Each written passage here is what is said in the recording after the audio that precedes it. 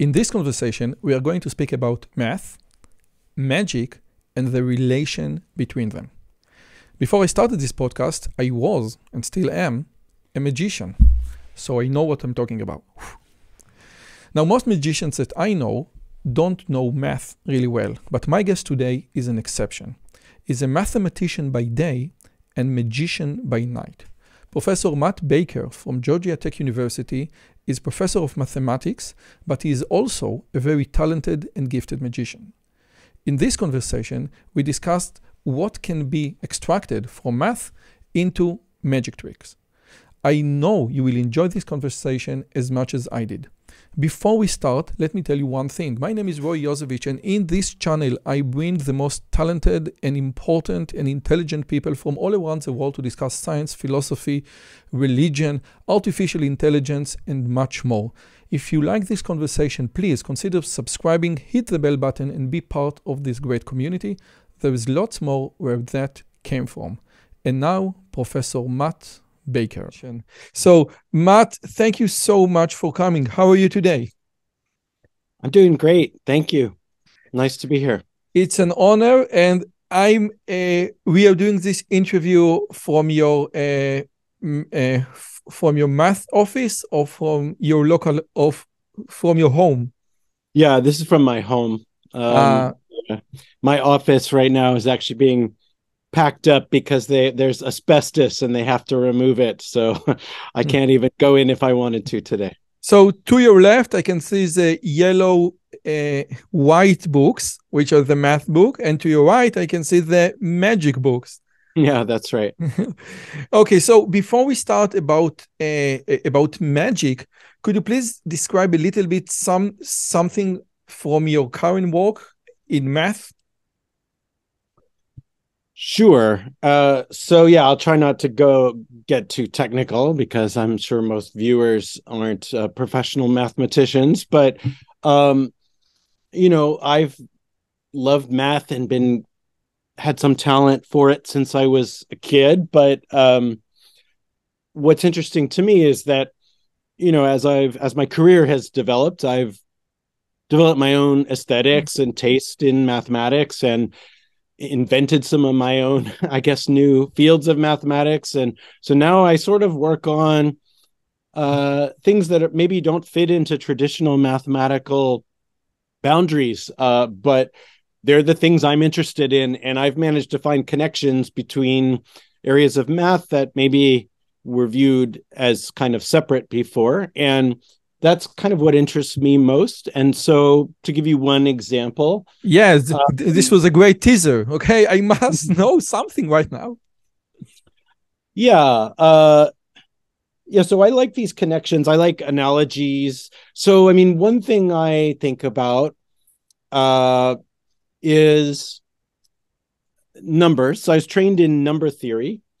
And in number theory, there's something very interesting. So we have the integers like 1, 2, 3, 4, 5, but you also have 0 and -1 and -2, right? These make up the integers. This is sort of what number theorists study, are integers and various fascinating things about them. We also have rational numbers that you can get by dividing integers, right? So in general, not every integer divides every other one. So 3 doesn't go evenly into 7, right? So, but we can still form 3/7 or 7/3 as numbers. They're not quite as concrete as integers, but we all have a feeling they exist, right? Like 3/7 it's a concept that we know what it means. And in a sense, it's real. But there are also things we call real numbers. These are a bit more elusive, maybe from a ontological point of view, because pi is a number. It's a real number. We can't actually write it down in a certain sense, though, right? I mean, its decimal expansion never ends. There's no periodicity, so it sort of goes on forever with no obvious patterns. So it's much less obvious what it means to say that that is a number. But we all accept, not all, but most mathematicians say there's such a thing called the real numbers, and pi is a real number. It's between 3 and 3.2. But what's interesting in number theory, people have found other ways to fill in the holes in the rational numbers. So that's how mathematicians think about real numbers, is that rational numbers have holes. Pi is sort of filling in a hole that needs to be there because you can approximate it with rational numbers. 3.1 is a rational number, right? It's 31 over 10. It's close to pi, but it's not exactly. 314 over 100 is even closer, but it's not exactly. And a sort of limit of a sequence of rational numbers gives you something irrational like pi. But there are other ways to fill in those gaps and include limits of rational numbers, because it turns out that the key thing when you want to fill in holes and form something like a continuous number line is you need a notion of distance, how to measure how far two numbers are from one another. And we have a conventional notion that we use. A minus B? Yeah, A minus B is the distance from A to B. Yes. And it seems like the natural choice. In some sense it is, but there are other choices that work very well mathematically.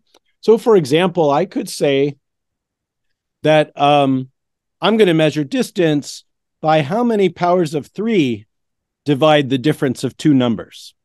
So 1 and 28 are close in this optic because their difference is 27, which is divisible 3 by power of 3. 3 to the power of 3. And so this is called the P-adic metric on the integers, and it extends to a distance function on rational numbers. And the point is that but it sounds like a very stupid metric. Why do I need how many powers of 3? Yeah. It seems that there is something more into this powers of 3. Yeah, I know. It seems very unnatural. But it turns out to be quite useful. And that's ultimately what mathematicians, I would say, care most about. And from some point of view, I think you could really argue that the P-adic numbers, as they're called, for each prime P, it doesn't have to be 3. It could be any prime number. You can do something similar to this. You get a new notion of distance. You can fill in the holes with these things we call P-adic numbers that are allowed to go on infinitely. And they actually have many applications in mathematics, and they've really revolutionized a lot of things. They also make certain statements much more natural than they would be without P-adic numbers. I mean, if I had a whole hour to just talk about math, I could explain more. But what I would say is that this analogy between real numbers and P-adic numbers is always very intriguing to me. And it has a surprising number of uses in math. And so I think you learn when you study mathematics that you should be careful ruling things out as, oh, that's not real. This is real. That's not real. You know, just like complex numbers is another example. Square root of -1. That's a lot harder to digest than pi for most of us. But by the way, it's not just real versus unreal. It is useful versus unuseful, because many unuseful statements or theorems become very useful later on. So math is not about useful. It's just about, is it consistent? But I will reference a paper to what you just said, because it, again, mind-blowing, and number theory is beyond my capacity of understanding. You know, the idea, if you write all the prime numbers on a, and they just join to a line, which absolutely fascinating. But let's go from math to magic, and you and you study combinatorics, and combinatorics is, if I have a deck of cards and I shuffle the deck of cards, how many different arrangement, how many different permutations do I have for a deck of cards? In this case, 52 factorial. And my question is, since it is 52 factorials, the probability to get 4 aces on the top is very, very small. Therefore, this is one use of math. I can tell you that by the ordinary way things work, I couldn't have in advance have 4 aces on top unless it's magic. So what's your take on combinatorics versus probability versus I am beyond combinatorics and probability because I have the four aces on top. Yeah. Yeah. I think I think I know, what you're getting at here. It's interesting. So in magic as a performance art, and I should say that I'm interested in magic from a number of perspectives, right? So I think one thing that's interesting to me is how it interfaces with math, and we'll talk about this, I'm sure. But also, I think magic just as an art form and as a tradition that goes back thousands of years and has a rich intellectual history is just very interesting.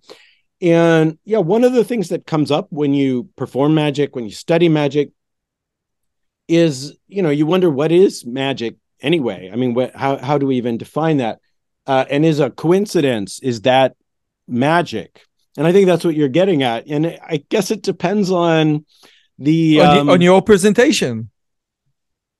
Right. So, magic is more of, it's not a well-defined thing, but, it's an art form that we use to create a certain feeling of astonishment, wonder, to get people feeling like they've experienced something impossible. But of course, impossible is also hard to define. I mean, it's possible that someone has a machine that stops gravity and something floats. It seems unlikely, especially if it's just some random person on the street.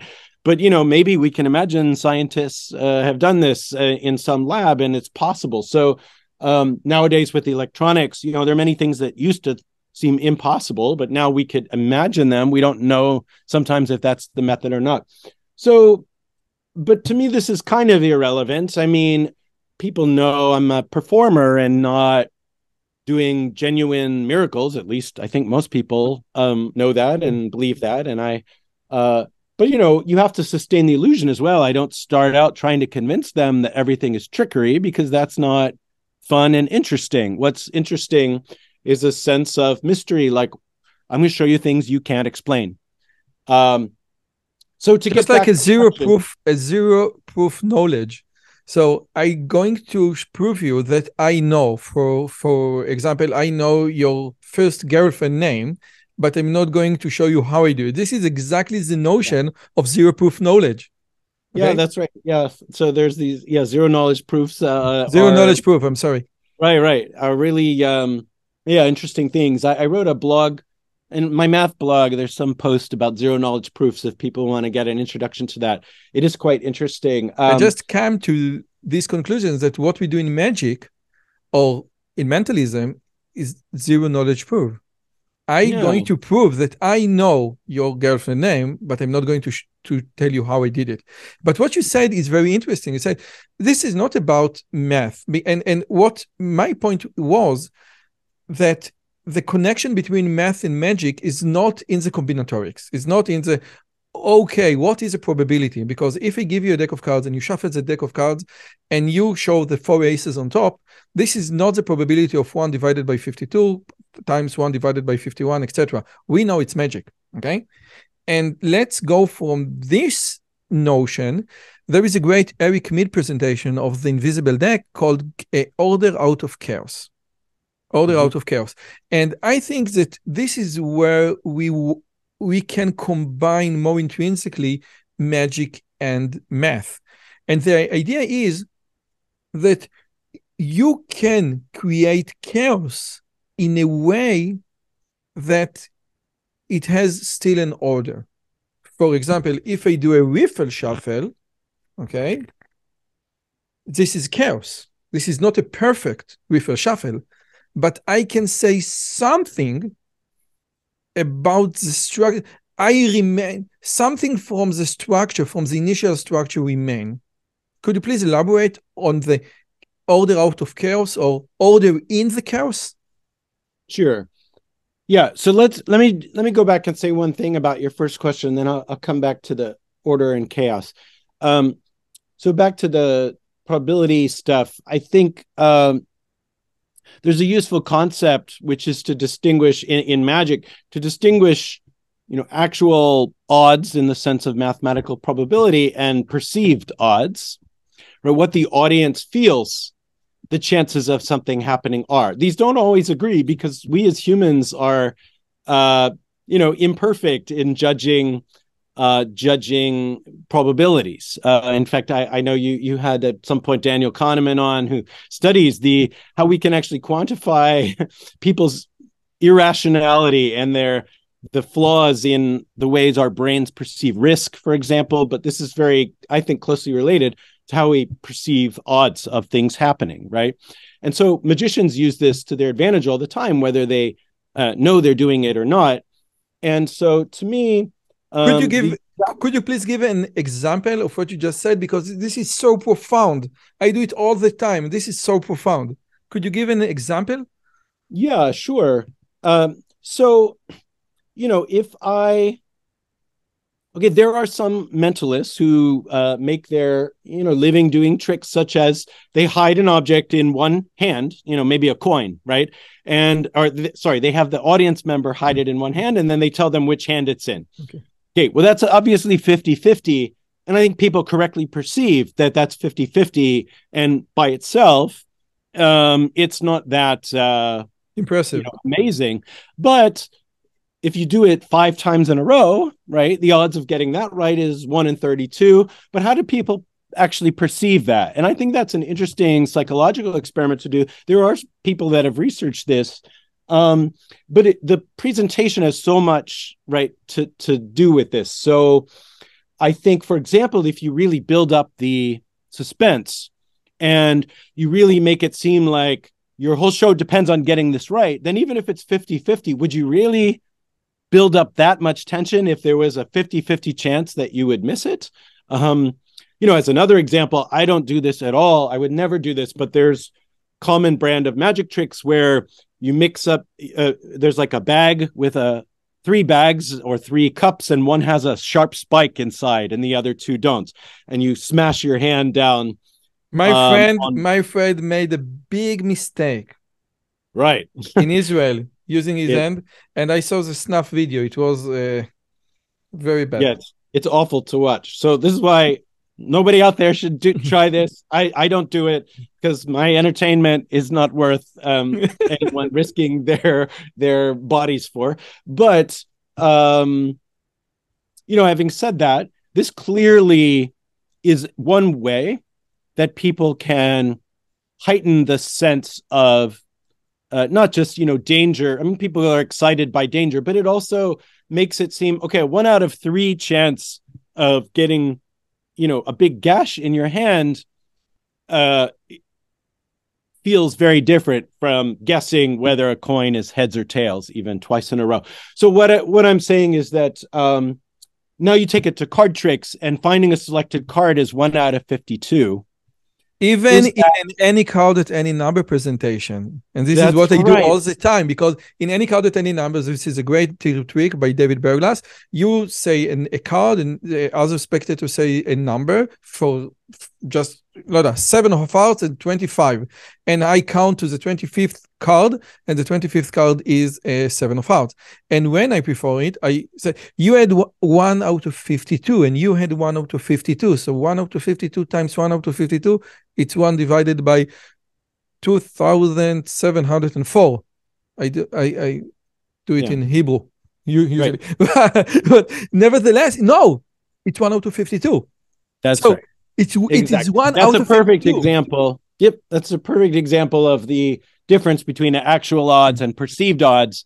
I think the perceived odds in any card and any number are greater than the actual odds, which is one reason that's one reason it's a good trick, right? Is because it feels somehow more impossible than it is, and of course, then there's trickery that makes it much better than 1 in 52. It's 100% if you do it right, but yeah, that's a great example where just through the presentation and the framing, one can make things feel more impossible, and that's interesting to me. That's more psychology than mathematics, but it's interesting. But then the presentations often do use math to try to point out how impossible it is. So many Rubik's Cube tricks, right, where someone solves a Rubik's Cube or matches another Rubik's Cube that is not solved, but they match the exact pattern, right? The exact odds of this are 1 in, I forget, 53 quintillion or something like that. 43 quintillion. 43 by 3 Rubik's Cube. But again, I'm feeling that we are not there yet. We just used math as a presentation or as an excuse. And we have math that is inherently in the magic. So I want you. Us to focus on this, the math that, and we can start if you want with the Gilbert principle or the shuffling. The idea is, for example, that if I shuffle a deck of cards 8 times perfectly in a row, the deck will come back to the original state. And this is a mathematical feature of a deck of cards, and you can apply this math into magic. I'm not going to say how, but this is math intrinsically lies within the magic. Right. So there are a couple of concepts related to shuffling that it's important to distinguish between. So what you were just talking about is a perfect shuffle, right? This is something that, many of us who work with cards can do after some practice to perfectly interlace the cards. And if you do that 8 times in a row in the correct way, then you get back to where you started. That, by the way, it's closely related to ideas in number theory. And so I talk about this in my classes that I teach.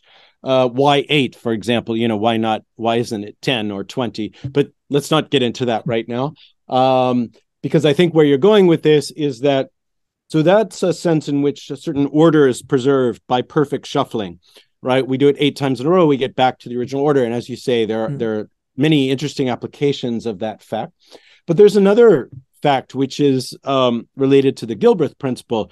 And this says that even imperfect shuffles preserve a certain amount of structure that is not obvious. And so I think you started to allude to this. I also have a deck of cards.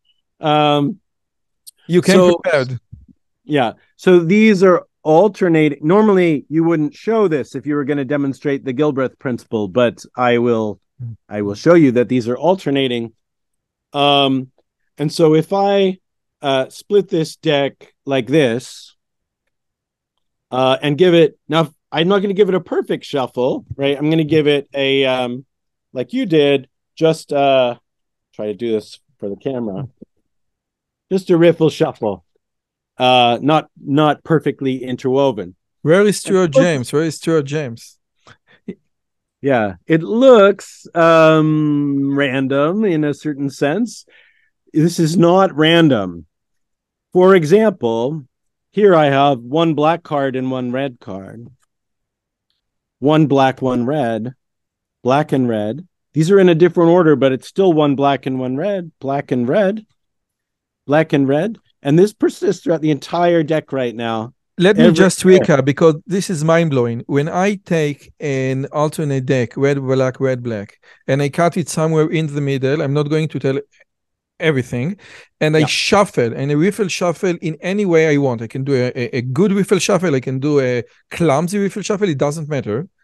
The cards, every 2 cards that I take from the top will be alternate, will be red and black. And this concept or black was, and red. Or red and black, okay? And when you show the deck, sometimes it will be red, black, red, black. So you don't see a consistent order, but in this chaos, you can spot order lies beneath.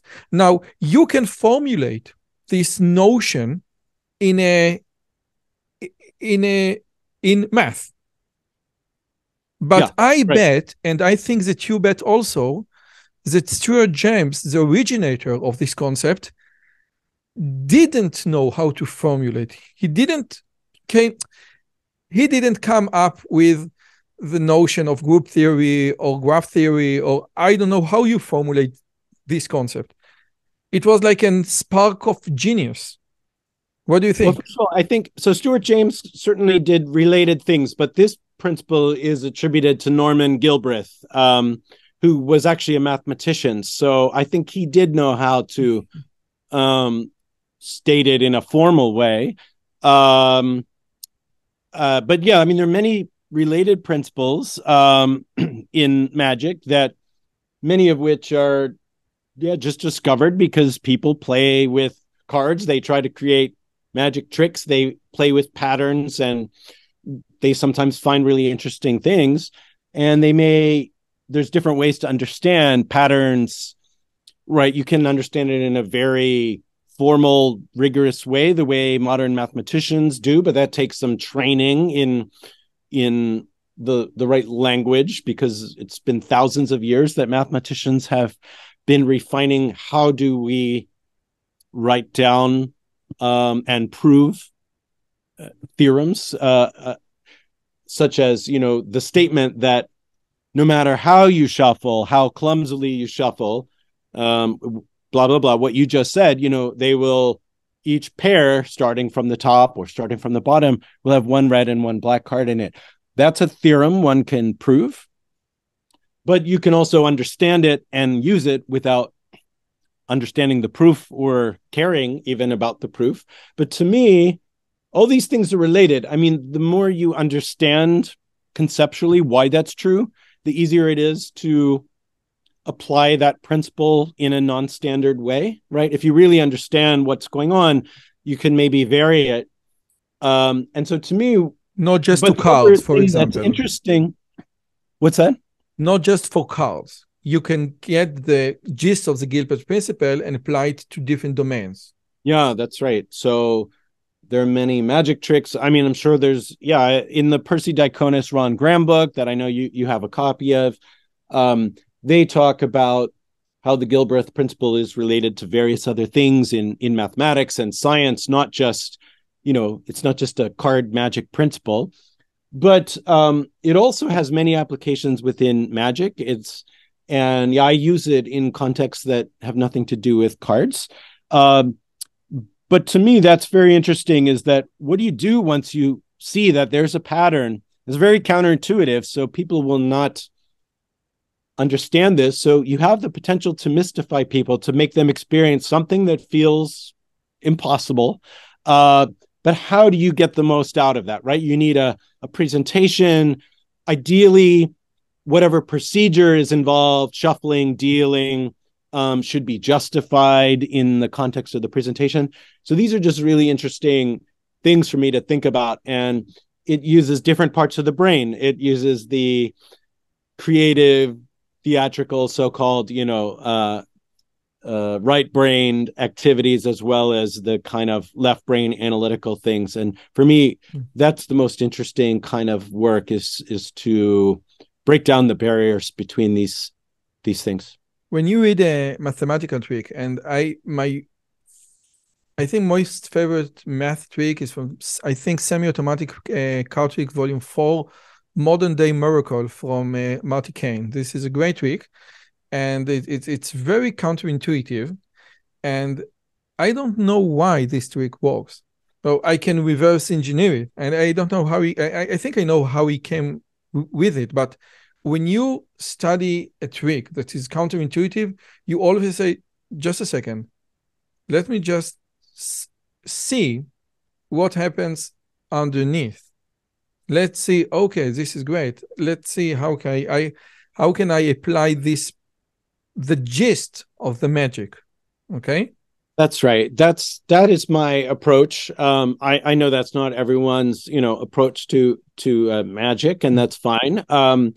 Again, one can do the tricks and maybe even come up with original variations without understanding the guts, just like, you can use technology without knowing how everything works. But and I don't, I draw the line there. I mean, I don't know how my iPhone works, and I care at a certain it would be interesting if somebody could explain it to me in a way I understood, but I'm not going to spend my whole life trying to, understand how the circuits in my iPhone work. I have other things I want to understand, and I've chosen. But what I do like to understand is, if I see I read a magic trick, for example, that it's based on a really counterintuitive principle, I want to understand why it works. And so, yeah, one of the first things I'll do is I'll just sit down and work at it until I understand it to my own satisfaction.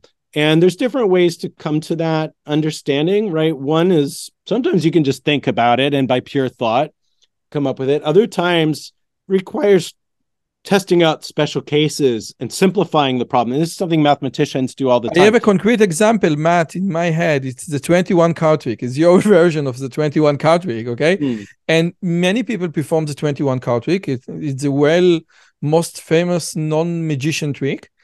And I saw that you just like open it, like open the stomach of this 21 trick. And how can you start? I can, perform the 21 card trick with the card face up or the card face down and I can trace the located card.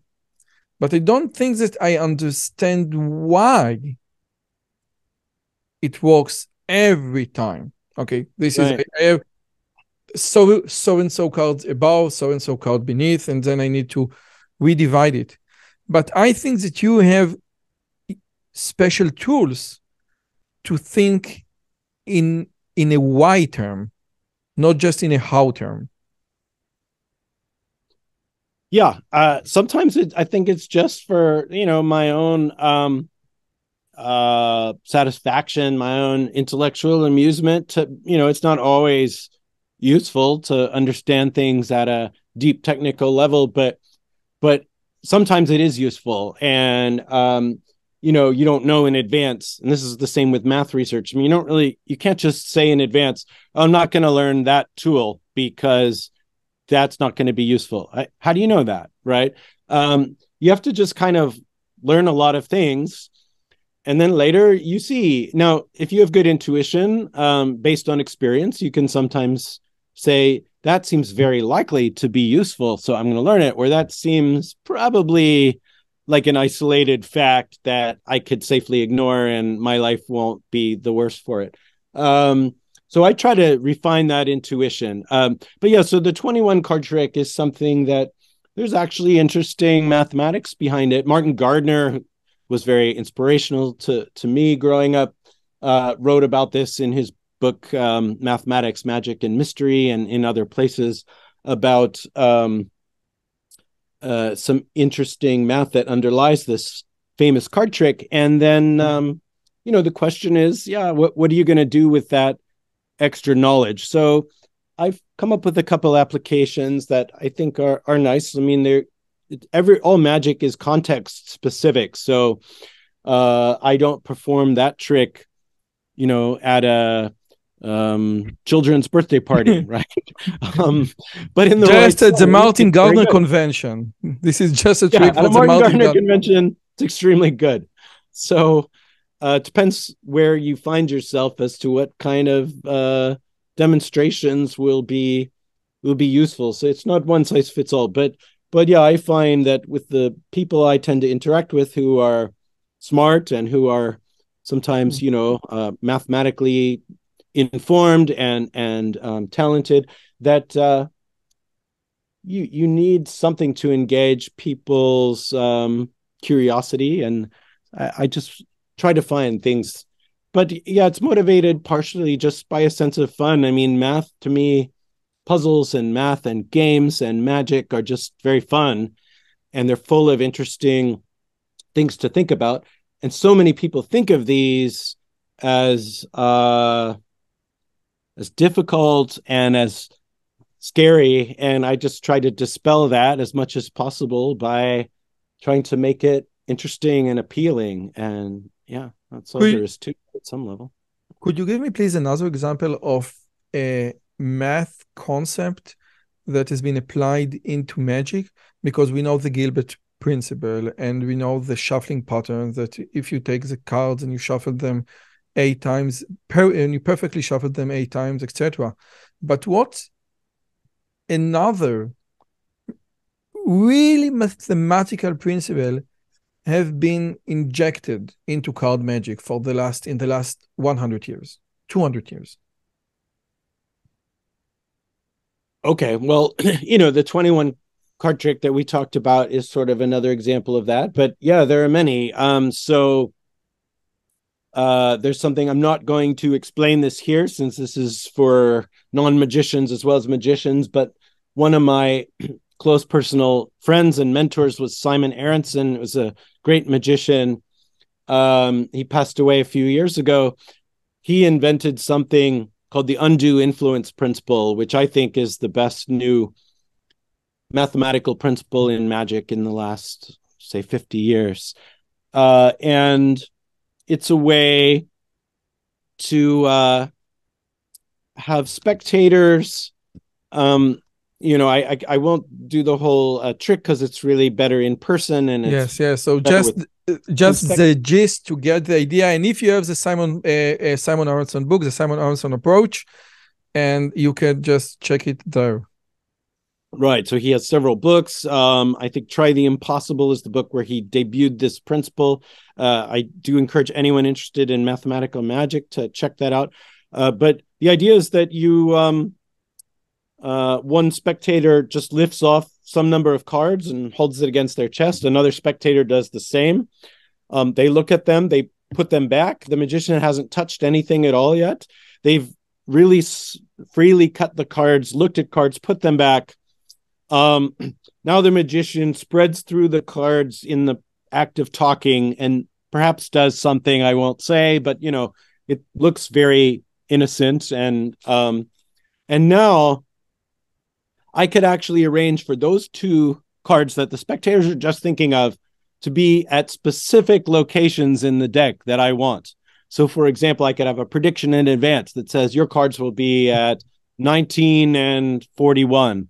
Or I could even have you name my spectators' name numbers out loud, and I can make the cards appear there with a very minimal amount of me touching anything. And this is quite impossible seeming and miraculous. And it's a genius idea. And, I understand it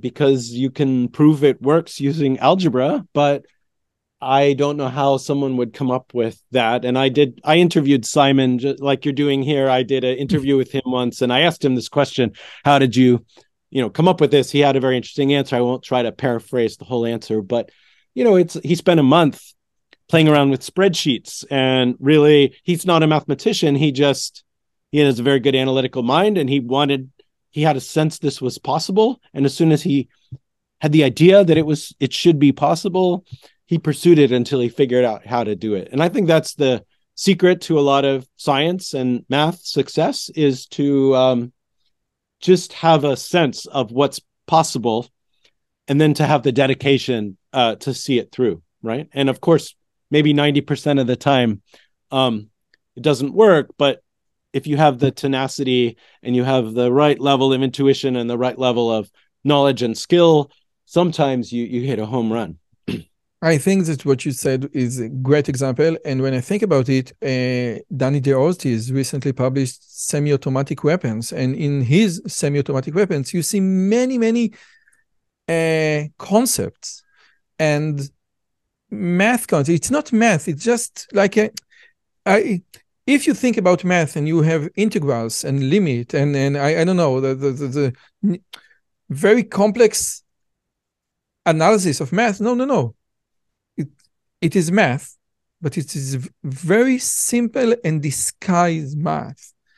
And when you see Danny DeOrtiz, it's like, wow, this is great. This is great. This is based upon math, but it's not a very heavy loaded math. It's not number theory. It's just numbers and counting. Okay, but it's so terrific. Would you agree? Yeah, Danny's great. Everyone should watch his recent appearance on Penn and Teller's Fool Us. It was, yes. Just get me the prize. Just get me the reward. Yeah, he's very confident too. That's right. But I think you point out something interesting that I was also going to make a point of, which is that just like I was saying before, what is magic anyway? Well, what is math?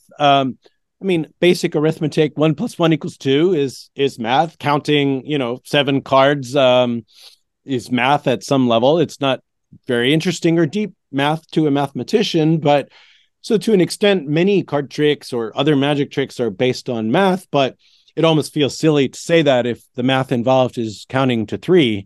I don't consider that math in the intellectual sense of the word, right? But on the other hand, yeah, there are many math ideas that are so complex and so involved that, of course, there's little chance they could ever be used in an entertaining magic trick, because, I mean, there's just too big of a gap between the complexity and the specialization needed to understand the math. And if you have ever seen the magic trick of Eric Demain, Professor Eric Demain from MIT, this is what Matt is talking about. Yeah. There is a very, very, very high and abstract math concept, and then we squeeze a card trick to prove this concept works. And wow, this is a very, very strange card trick. Right. So I have room in my own life and repertoire because I'm in different situations. I have room for both of these kind of things. I like magic tricks that illustrate interesting math concepts, even if as magic tricks, they're not great. I don't do them in my shows for the public. You know, the other night I did a magic show and there were some elected officials there, and it was for a nice holiday party for a charity. And okay, I wouldn't do a boring trick that demonstrates a math principle there, but I would do it in my classes, right? If it teaches a concept I'm trying to teach. So, and then on the other hand, there are magic tricks that use very basic math, but they're great tricks, and I do those too. I guess what I'm particularly fascinated by is where the math is actually pretty interesting and the trick is really good. And Simon Aronson was a master of the intersection of those two things. And that's a very specialized space, I would say. There's not so many great magic tricks that are based on really interesting, hard to understand math principles. And when they do exist, I'm very interested in Okay, so let's go from here to Danny the Artist called this series Semiautomatic, and this is not because we have a book series called Semiautomatic Card Tricks by Steve Beam. Right, yeah. Yes, and this is a great set of books, and I think in volume 2 or 3, I really don't remember, he said that to say all semi-automatic tricks are based on math is just like saying all sleight of hand magic are based on the pass. This is a very old slide. And the idea is that semi-automatic trick is not a sleight of hand. It's not a vanishing. Let me show you something. Boom, the card here, the card is not here. Semi-automatic is more procedure. There is a procedure. Many people, think about like the Australian deal when you down under or count and add the digit, etc. But what is your take on semi-automatic card tricks? Because I know that you are skilled in sleight of hand, okay? And before I let you answer, I will quote from Ken Weber, Maximum Entertainment. Mm-hmm. And he said, no professional mentalist will ever tell you to think of a number and add the digit to get to a number. And if you don't agree with this concept, just leave the book. And I will argue that no intelligent magician will tell you to think of a number and add the digit. And what's your take on that? Yeah, so I'm largely in agreement with the quotes that you read. Again, we're talking about show business and entertainment here, right? So there are things that may be mathematically interesting that you can recover this digit by adding those, and okay, but that belongs in a classroom probably to illustrate a mathematical concept and not in a show where you're trying to entertain audiences that aren't specifically there to learn math. So to me, semi-automatic magic is interesting for a couple of reasons. One, it's more accessible than difficult sleight of hand, right? So I think one of the beautiful things about magic is that almost everybody gets interested in it at some point in their life. Maybe it only lasts a short amount of time. For a few of us, like you and me, it lasts a whole lifetime. Most people get interested briefly, but it's cool because so many people buy magic kits, or they read a book, or they watch a video. And so it's genuinely important, I think, to have an array of tricks that can be done by beginners, but are actually interesting and impressive. So semi-automatic, I think of as sort of meaning that you don't need a lot of difficult skill to just do the mechanics of the trick. It sort of works itself in some ways. So just like if you had an apparatus that makes a trick work on its own, a box that has a secret compartment to vanish something. There are card tricks that sort of work like that too. You just follow a procedure. You put this card on the bottom and the next one second from the top, and then you can think of telephone tricks, all the tricks that you do over the telephone. Juan Tamariz has a great book called Verbal Magic. If I can perform a trick over the telephone to someone else, the trick cannot rely on sleight of hand, because the spectator over the telephone is doing all the procedure. Right. And so I wouldn't say all semi-automatic magic can be done over the telephone, but I think you're right that the converse is true. All magic that can be done over the telephone is, I think, not based on sleight of hand. So semi-automatic magic is useful and interesting for a lot of reasons. And one is it's easier to do, so it's more accessible, but also it's applicable in situations like you just described, where sleight of hand would not be an option. It's also, I think, in some ways more bulletproof. Okay, I mean, if your sleight of hand is perfect and you're the best in the world, then maybe no matter how hard someone stares at your hands and no matter how many times they see it, they won't see anything. But most sleight of hand magic depends on some kind of misdirection. If you're actually really watching carefully, or you have a videotape and you rewind it, or you see it many times, or from the wrong angle, a lot of magic doesn't look as good in that way. Semi-automatic magic, for the most part, is really nice because you don't have these problems. It's not angle sensitive. Nobody's going to detect what you're doing because it's not based on misdirection. So I find this quite valuable because I don't do much magic that's angle sensitive, for example. I just don't work enough in the real world, and I don't practice enough in front of mirrors at different angles and videotapes to be confident that if I'm just in a party with people gathering around, nobody's going to see what I'm doing from any angle. I think you need to kind of really just do magic full time to get that confidence. So I prefer things that are bulletproof because of other reasons, right? Like the principles I'm using, for the most part, cannot be detected just because they're not physical things one can accidentally see. I mean, that being said, I'm not afraid to use sleight of hand when it helps a trick. And often I'm in situations where I am quite confident that the move I'm doing is invisible because I'm performing it on a stage or at a table in front of an audience, and I know my angles, and I know that there's a few moves I've practiced a lot and can do fairly smoothly. And so I'm not afraid to use these. It's not that I'm a purist about it, but I do think if you have a choice, if you can get the same exact effect, and you can either do it with no sleight of hand and no risk of anyone seeing anything, or by using a great deal of skill, why not do it in the semi-automatic way, right? But there's a big if there. If you can get the same effect,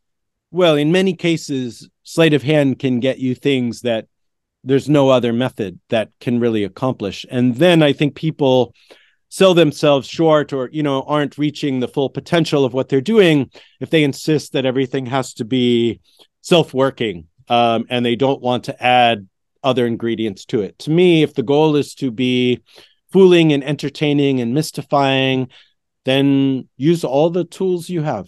One very important point regarding semi-automatic is, I think Steve Beam said, think of all the tricks that fooled you, magician fooler.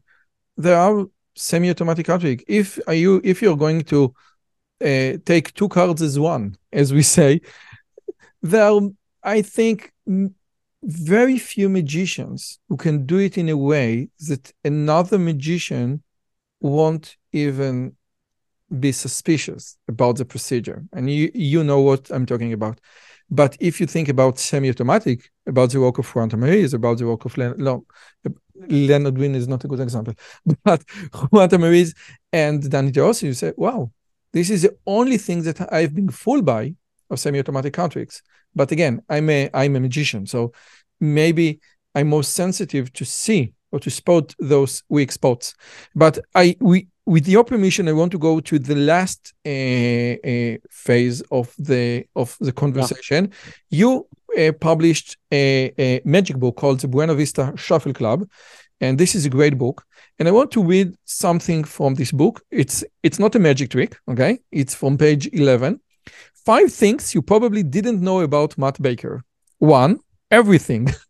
2, I was once in a contest on a TV show, Jeopardy. I didn't win, but I came in second place and I got the Luke's Backyard Barbecue Smoker out of the deal. I studied poetry with a poet lecturer of the US and once won a national writing contest. Like the Unabomber, I have a PhD in math. And like the Unabomber, I try to keep my beard recently well trimmed. And this is an example of a beautiful, engaging, fun writing. And I think that this writing is, we see it more often than not in magic books. Steve Beam is a great example, but we have other writers who write very well, who write in a fun way. And reading your book is such a great experience. And thank you.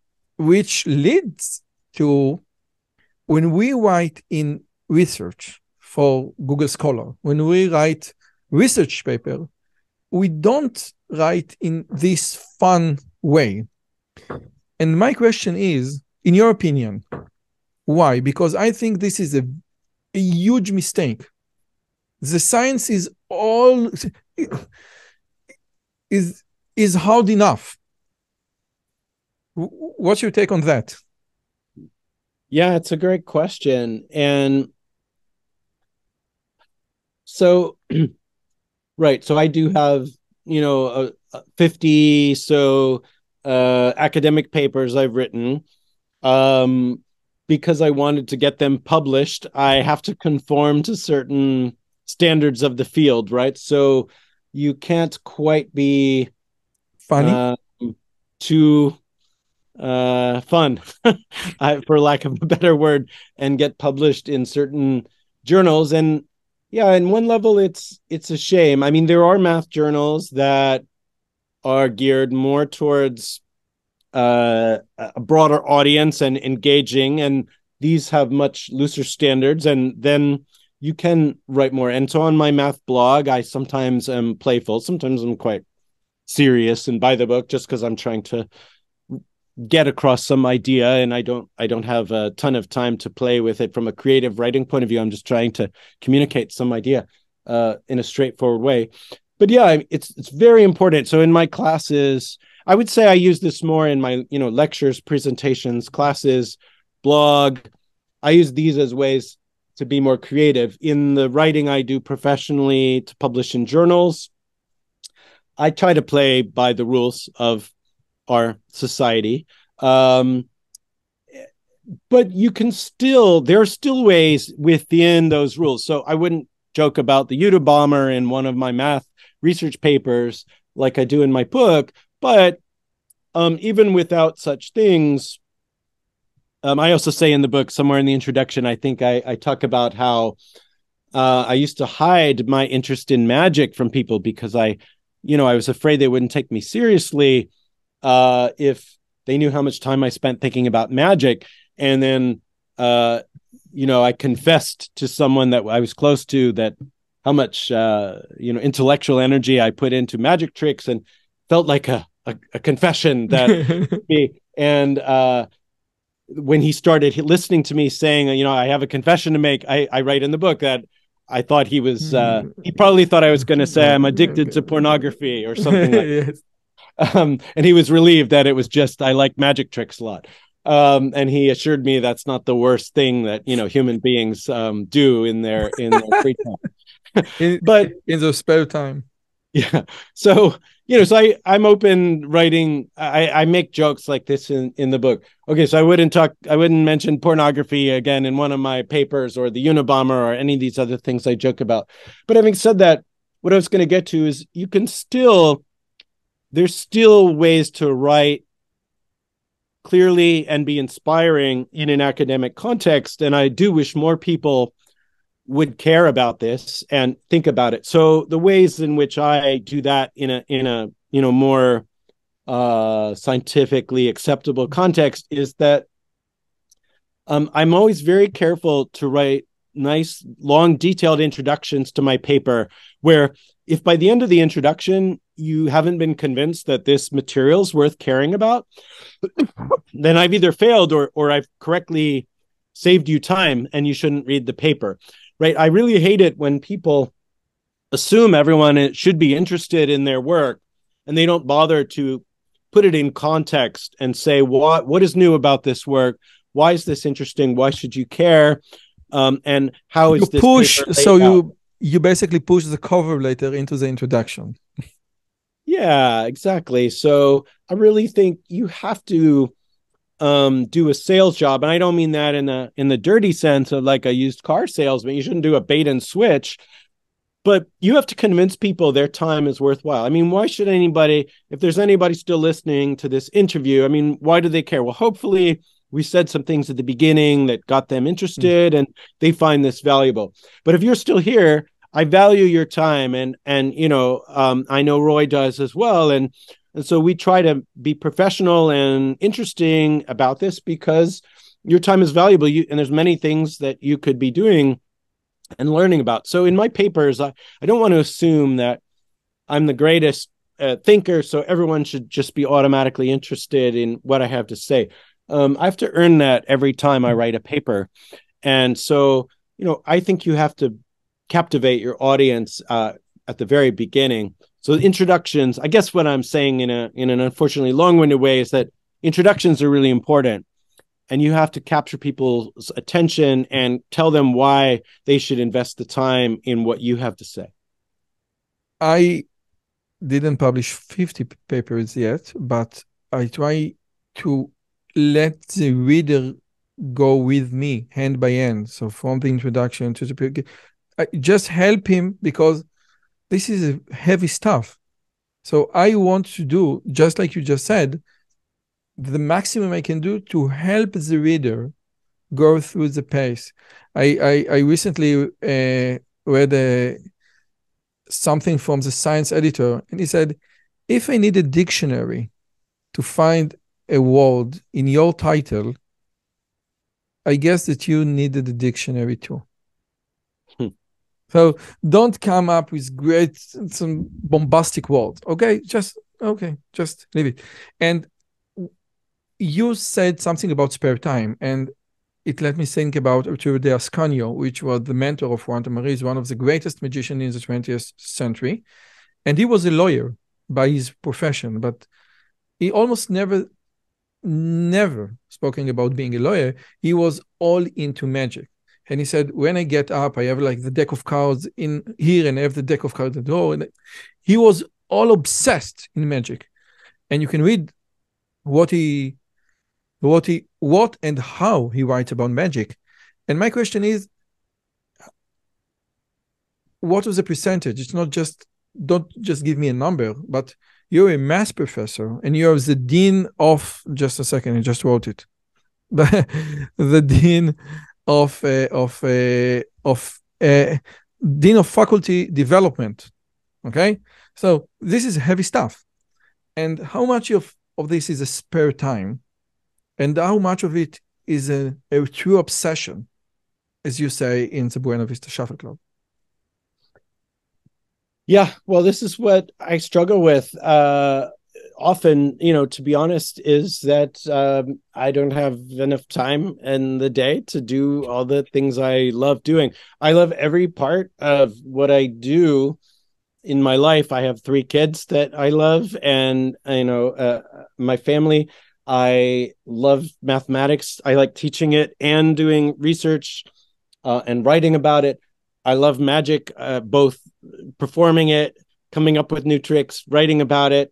And my dean job, well, it's a little less of a passion and more of something that university needs, and it pays well. And, you know, I get to be kind of important, make big decisions. But, you know, it's nice when you have a certain amount of experience to give back and to do things people need done. And, you know, so these things run into each other, though, and there's not enough time. And I have lots of students that are PhD students and other things. And I like corresponding by email with people. So, yeah, it's a problem.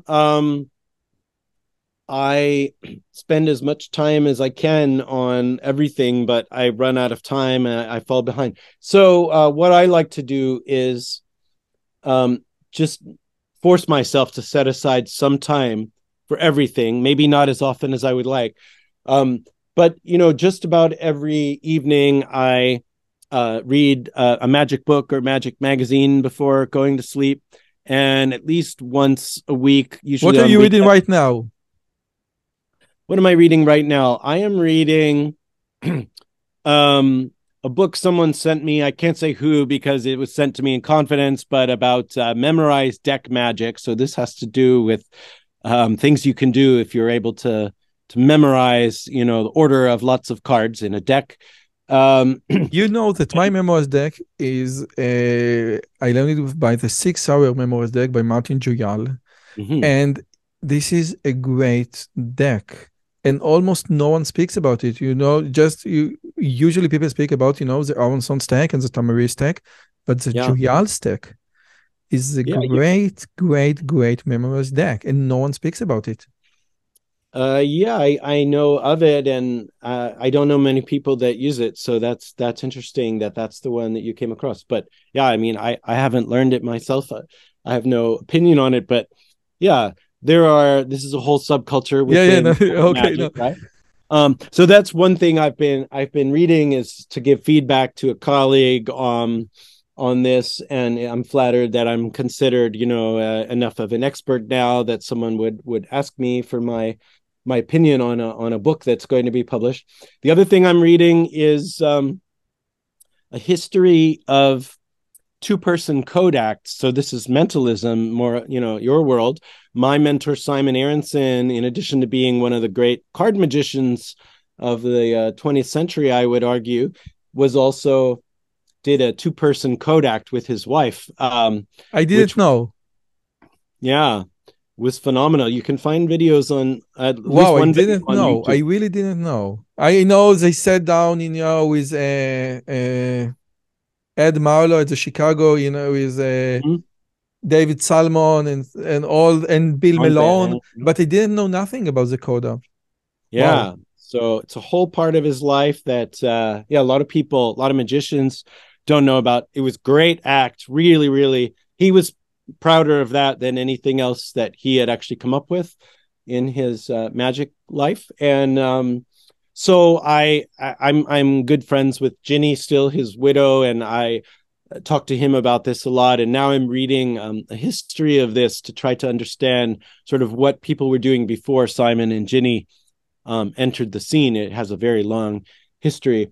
And this is actually interesting for me, both because I find it entertaining and amazing when I've seen it, but also, you know, intellectually, it's one thing to say, okay, we understand that it's possible to transmit information verbally, but it almost seems like an information theory paradox when you see it done well. Yes, you feel like what is the most efficient way? And this is exactly, it's like the Shannon gap. It's like exactly. So Claude Shannon, the father of modern information theory, tries to quantify how much information can you convey with a minimum, you know, number of bits. Definitely. And the two-person codex has a certain feel to it, like that to me, which I find intellectually interesting and resonates with what I know about Shannon style mathematics. And so, although of course it's different in that it's again, based on it's entertainment and psychology and practical human, what's practical for the human brain as opposed to a purely information theoretic thing. But you don't read it. I think the perceived odds, it's back to what we talked about at the beginning, that the actual information theory content of what you say and the perceived amount of information you can transmit by saying certain things are different. And I find this quite fascinating. But when you read like the Simon Aronson act, you're not going to do a two-person telepathy act. So this is just like, for leisure time, or when you read it, you say, okay, let's find something, some concept that we can apply later on in different scenarios. Yeah. Because you're not going to do a two-person telepathy act, I assume. Well, who knows? We'll see. Maybe. It's something I thought about. Okay. My wife saw Simon and Ginny perform this and was her favorite thing she's seen of all the magic shows she's seen and mentalism. Oh, so you conveyed your okay. So if your wife is on a maybe, okay, right. This is a different way. But again, when you read something, it's not just leisure time. I read in a way to learn, for learning, and apply this because in the Buena Vista Shuffle Club, you said something beautiful. I said, I want to perform my original tricks. I came to the phase in life where I want to invent the tricks and perform my tricks. And this is hard because sometimes when you read someone else, this is a great trick. Bill Malone, he has great commercial tricks. And when you say, no, I'm not going to take Bill Malone tricks. I'm not going to take quantum heuristic. I'm not going to take Danny Diotis, and I know that you love Danny Diotis. I'm going to take my tricks. I'm going to take my original material, although your paying audience doesn't care. It really doesn't care. And this is something very strong to state out loud. I'm not going to take any trick. I'm not just going to invent or modify tricks. Yeah, I do perform some tricks that were created by other people in some cases, but I try to at least find ones that most people aren't doing, right? So if something is, many magicians do it, I'm not really interested in that because I just don't think it's helpful for me in terms of my career or just for the audience that may have seen another magician do this. Then it's disappointing. They say, oh, I just saw somebody do that like 6 months ago, the same trick. They even used the same presentation. Yes. It pops the whole bubble in my view, when they say, oh, he's just doing something he learned out of a book. In Israel, many magicians doing right now the staple gun routine, where you shuffle the staple gun, and this is a great routine, by the way. This is my staple gun over there, and I just quit performing this routine because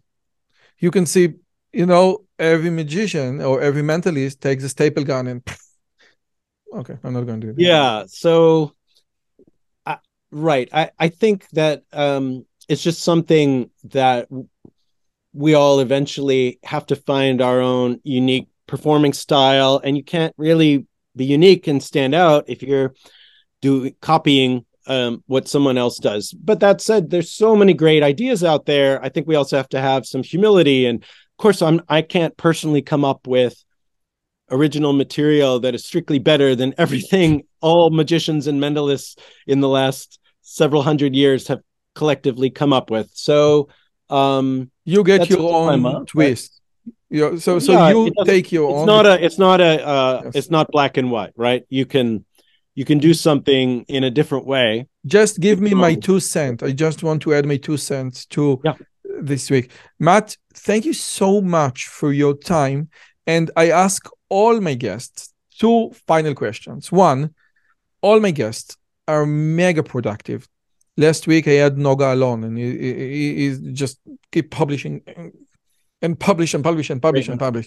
Yeah. And my first question is, could you share a tip about being productive? Because you also productive in the field of magic. You have this great masterclass series, and you have the book, which is great book, by the way. And you also have a very rich Google Scholar page, okay? And you publish many papers. And could you share one tip about being productive? Yeah. I feel like I could always become more efficient, but myself, but I have learned how to be more efficient. And so I would say one thing is to really focus, right? Nowadays, everything in life leads us, if we succumb to it, to distraction. People like to multitask, and to some extent that's inevitable, and people feel it's synonymous with productivity to multitask, to be writing an email at the same time as you're in a meeting, at the same time as you're reading the next notes for the next thing you have to do. And sometimes that's unavoidable, but to be really productive in an intellectual sense, to come up with new ideas, to think of how you want to express those ideas, and to actually make the time to do it, you really have to shut out distractions. So I think setting aside blocks of time, for me, 10 minutes isn't enough. I mean, I need several hours of focus. No internet? Time. No internet?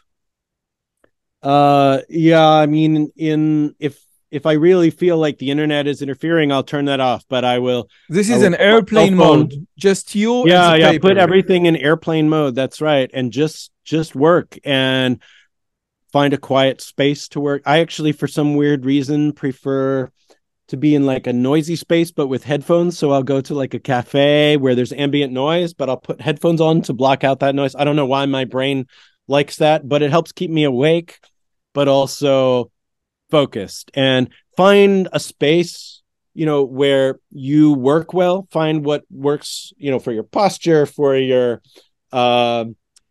brain to stay awake, and for your mind to be refreshed. That coffee shop, for some reason, helps me focus, I think.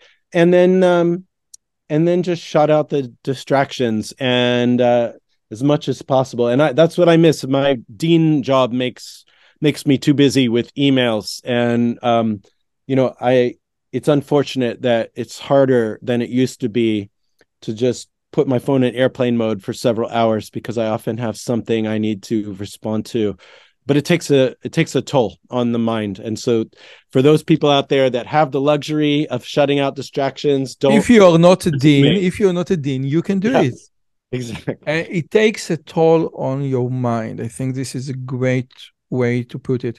And the last question is, I usually say, give me one book that change your mind or change your perspective.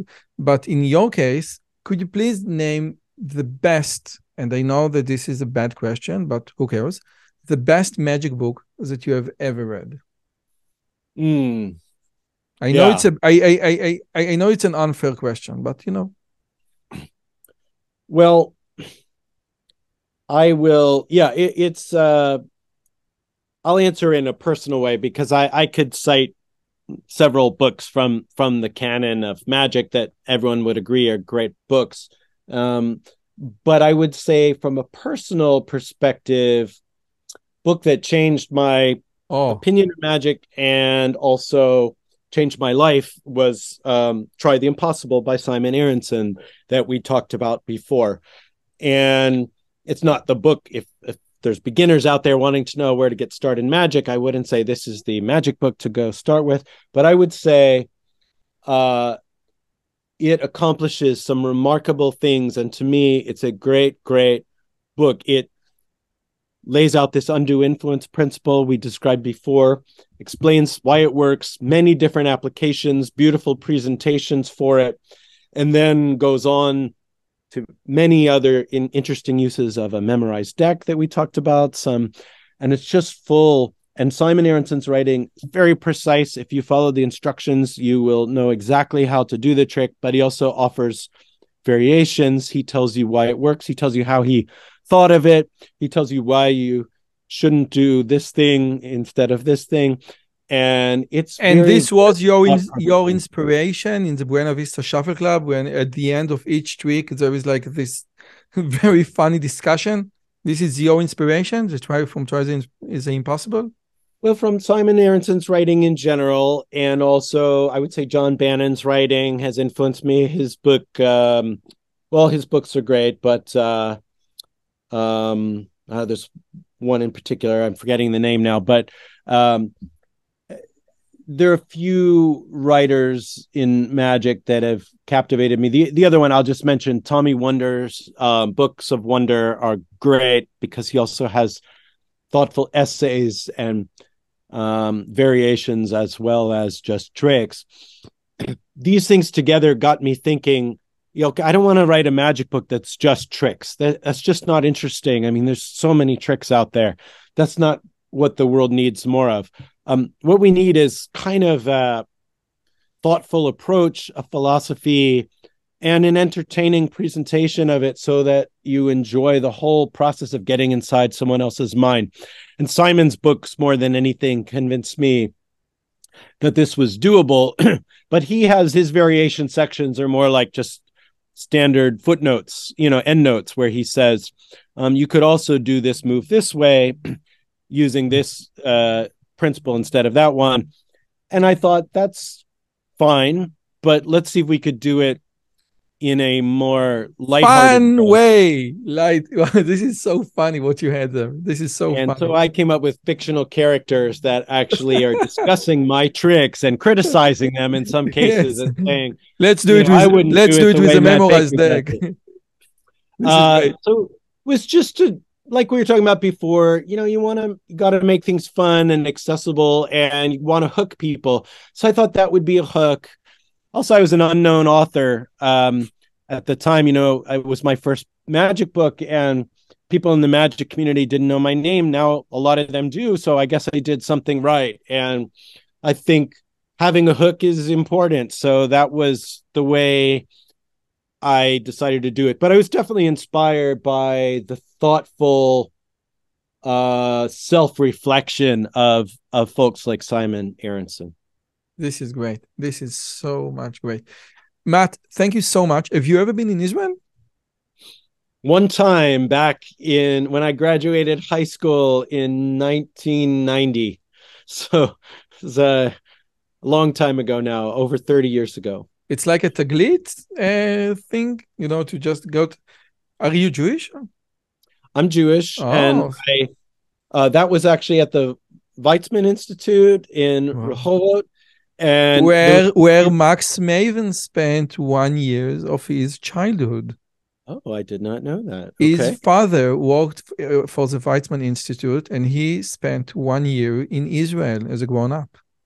Yeah, I didn't know that. So something to have in common with Max. That's great. But I went for a science research program that they had for kids that had just graduated high school, and I spent 5 weeks there, and included 1 week in the desert where we did some science experiments in the Negev, and went on some hikes that maybe for your 11 a.m.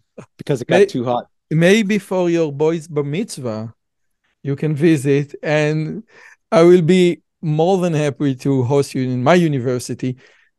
Thank you so much. It's been such a pleasure and such a mind-blowing experience speaking with you. Thank you so much for your time, for your effort, and for your great magic and math that I really don't understand. Thanks so much. Thanks for asking great questions, inviting me to be here. And yeah, I hope this is valuable to people that watched. I know this is valuable. Bye-bye, Matt.